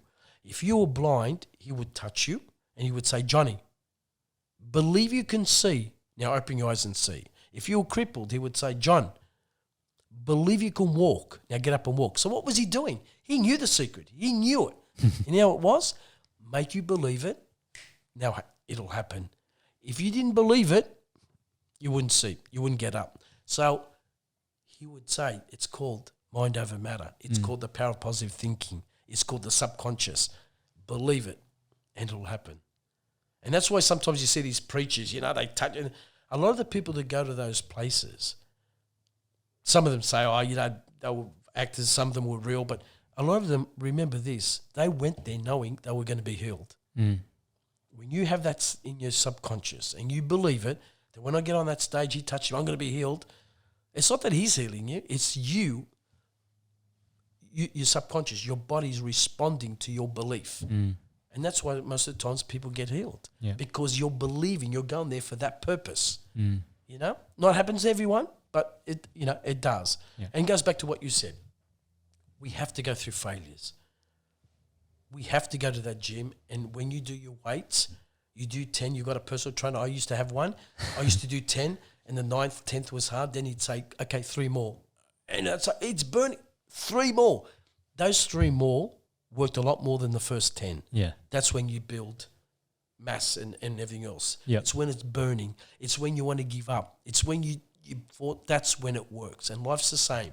It's when you want to give up. It's when you're in pain, when you're hurting, that you keep coming up. Like Rocky says, you get knocked down 7, you come back up 7.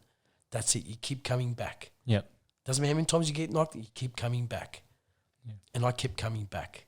I think that's a beautiful way to end this. Never give up, no matter what. Thanks, Peter. Thank you, Johnny, for having me today. Hope you all enjoyed it, and thanks for listening. God bless.